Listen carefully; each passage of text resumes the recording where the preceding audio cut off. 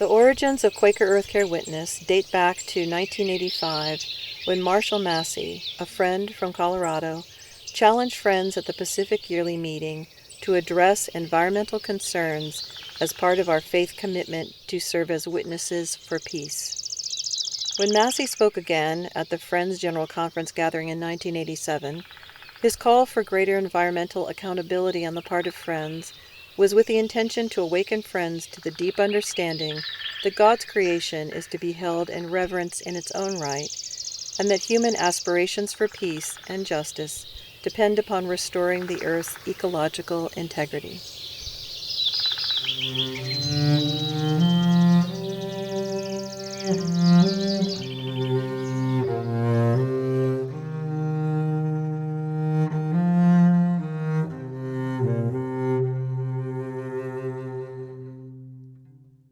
My Lord, he said unto me, do you like my garden so fair?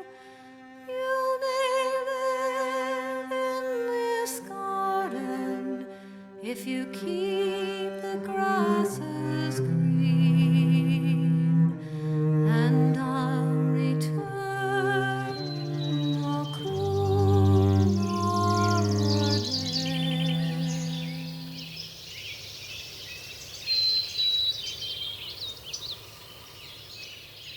So today is the 30th anniversary of the beginning of this organization, and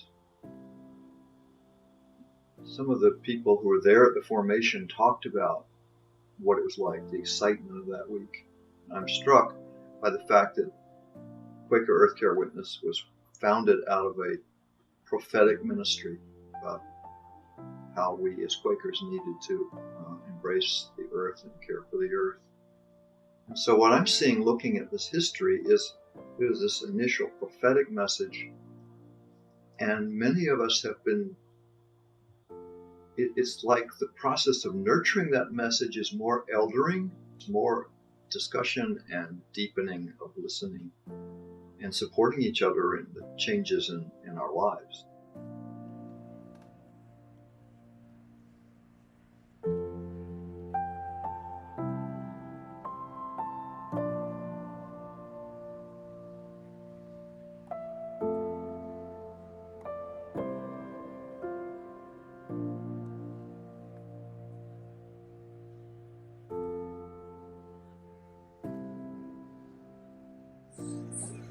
I think the most valuable part of Q that I enjoy is the first night when we share our stories. When we get to hear those deep connections that people are having, those deep troubles, those deep joys, and really get to share what is on our minds as we come to the meeting.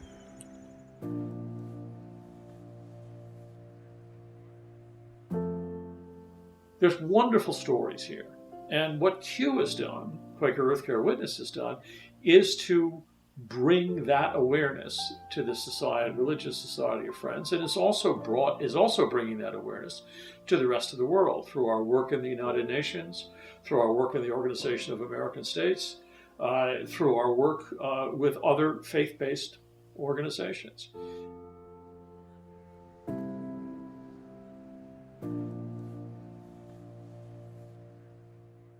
So it's a place to bring, our deepest aspirations, our deepest passions, and our deepest feelings, and to really celebrate together and grieve together and find a way forward together and to be faithful together.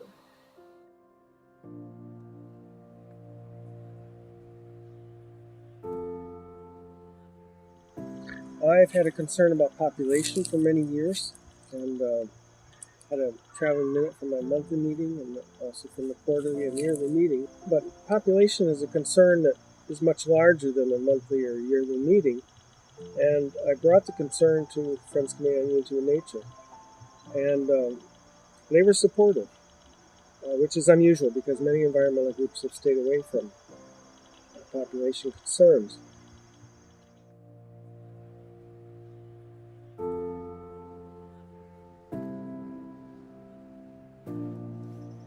And that's been a really interesting experience to kind of move from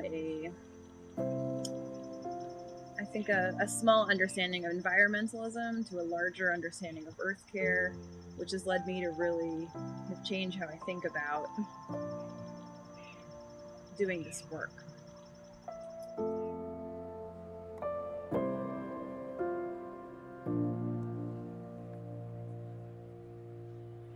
I like to come to QEW meetings because there are other people here who get it. Empowers me and energizes me to do things that are constructive in my community and home. And I feel like I'll be able to talk about it when I get back here, and I'll be able to relate. I have enough support to help move environmental issues forward.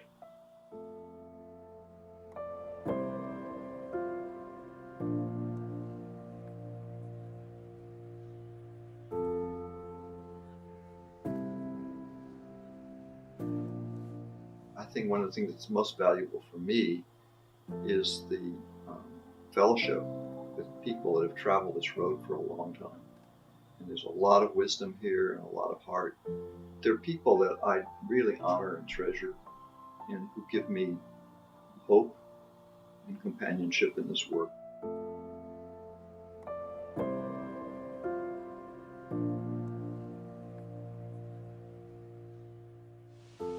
I feel that this is where my life has been leading me, that there are a number of lived experiences and education and spiritual have brought me to this place, and it's a good place to be.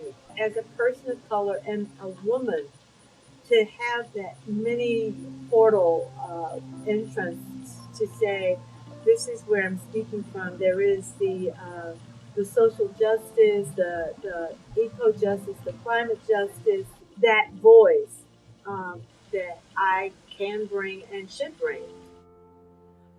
I'm a landscape architect by training and have spent my whole career with the National Park Service, and I've worked on trying to foster environmental values for America. And I found here was a way for me to take that spirit-led vocation and share it with my Quaker colleagues.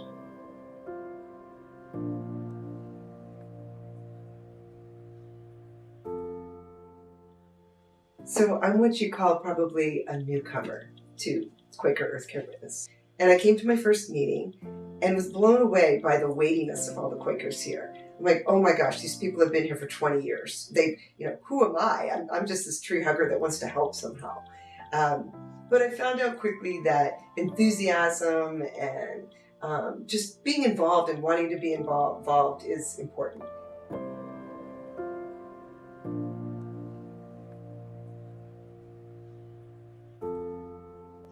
And I see Quaker Earthcare Witness as the organization that can create materials about issues and pull people together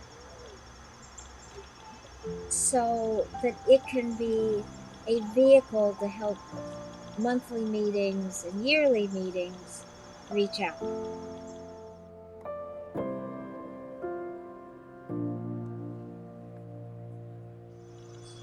I think there's a lot of widening that we could do to say there's room for everybody, and that's really what the group's searching for and wants is to really embrace everyone who's been thinking and feeling and I think praying on these issues.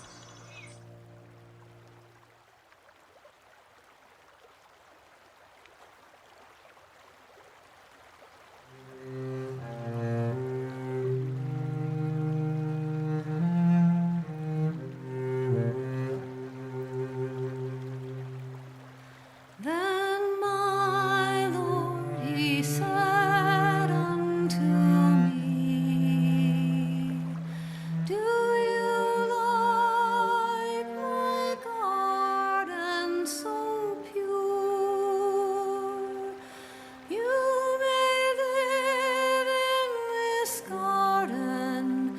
if you keep the water clean, and I'll return in the cool of the day.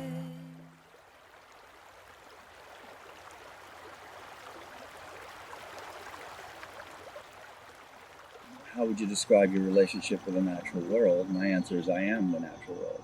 You are. We're all a part. And the disconnect, feeling that we're not a part of it, is essentially one of the ways that people are then allowed to abuse it.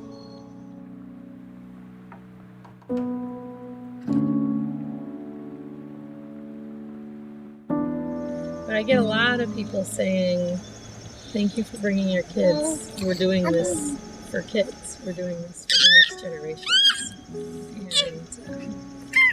And that's really awesome. That's why I'm doing it. That's why I'm still here.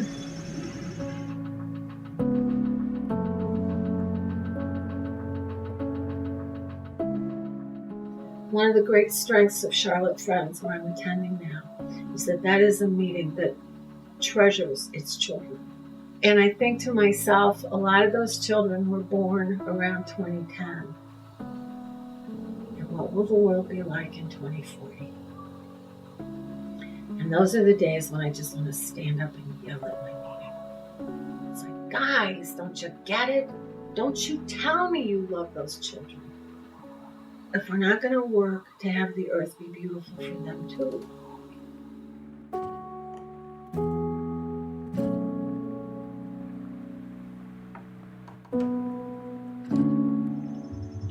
I've learned with the help of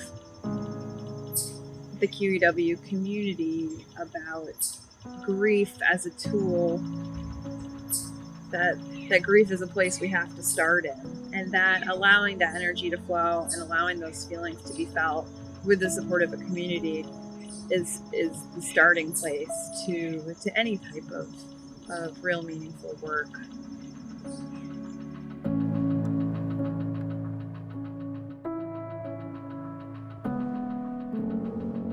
The last almost 400 years now, when there have been times of struggle and challenge in the world, Quakers have witnessed and have accompanied people.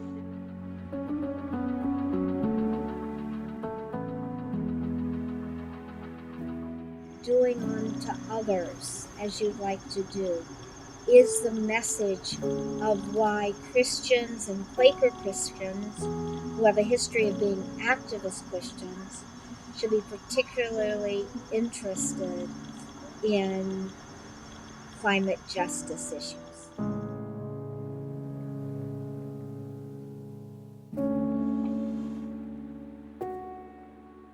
We've gone all over the world as friends talking about our relationship, our love of the mother, the nurturing aspect, what I call the numinous, which is the presence of spirit in nature.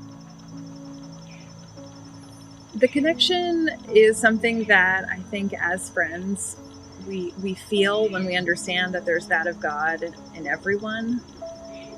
And what we're trying to do is to spread that sense that there's that of God in everything.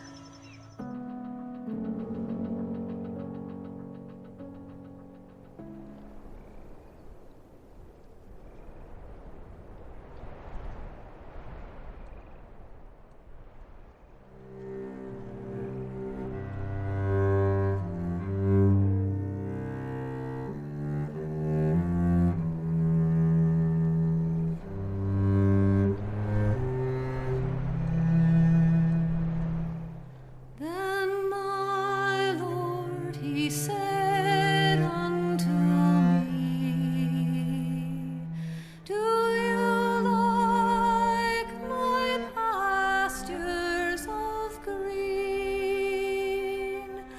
You may live in this garden if you will feed my lambs, and I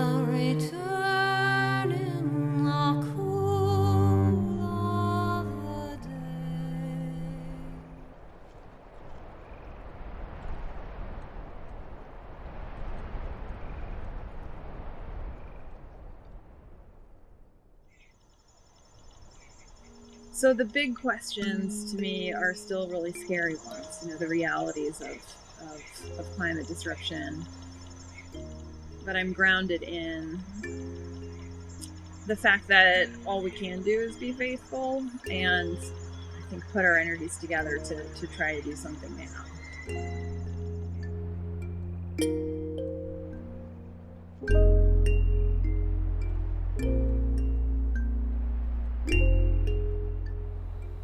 A man in my Earthcare committee said, the greatest tragedy we are facing is climate change, second only to the consciousness that has created it.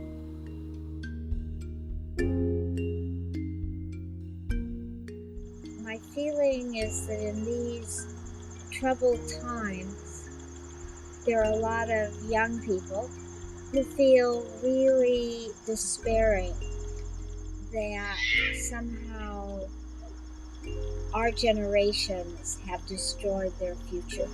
And they kind of are in a lonely hopefulness.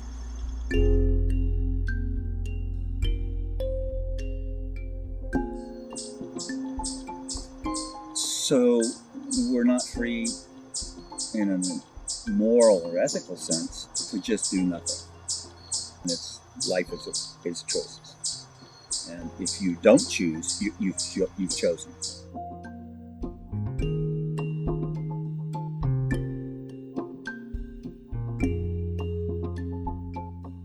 And as Elizabeth Watson said, there's no peace without a planet. There's no justice without a planet. And they are all interrelated, and to find the place where each of us fit in that, and for friends to really pay attention to the still small voice, that I can't imagine that the Spirit isn't wanting all of us to do everything we possibly can, and to be in discernment about how we're being called to act on behalf of Earth.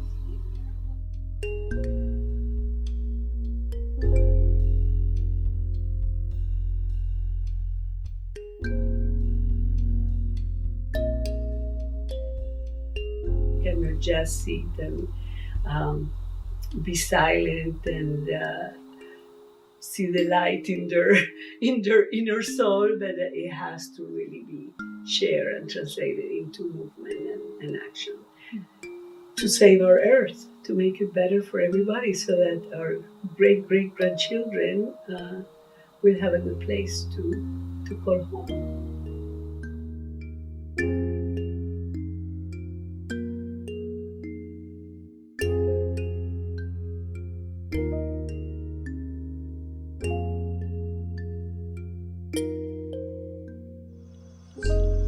In my experience, friends my age, the young adult friends that I've met across the country, are really spiritually grounded. And I want to combine that energy with the experience and knowledge that the older generation of friends has, and make sure we don't lose that.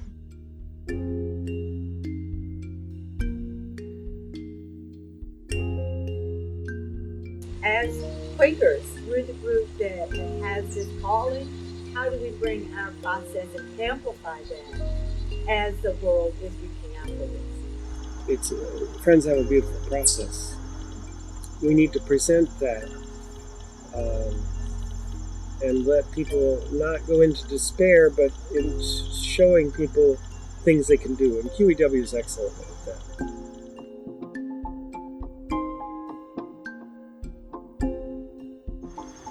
Quakers can provide a spiritual home, a spiritual community where they can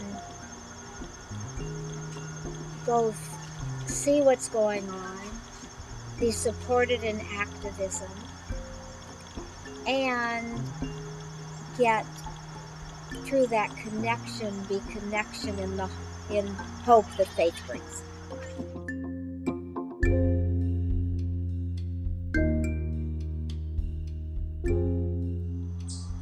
So if you can find a way to move that real connection, that love with others, that love of that bird that's chirping over.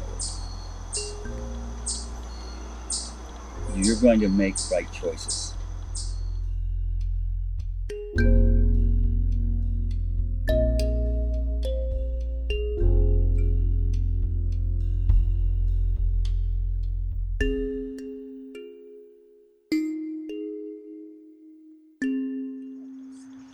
So I would like us to not only look to sustainability, but to how we can regenerate the earth.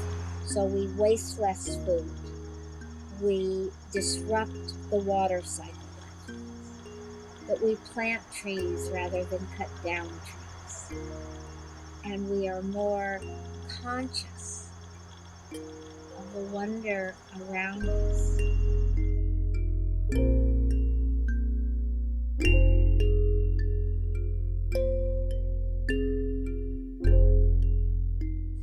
So the question is, what can we offer as friends in the spiritual realm to help people figure out what to do now?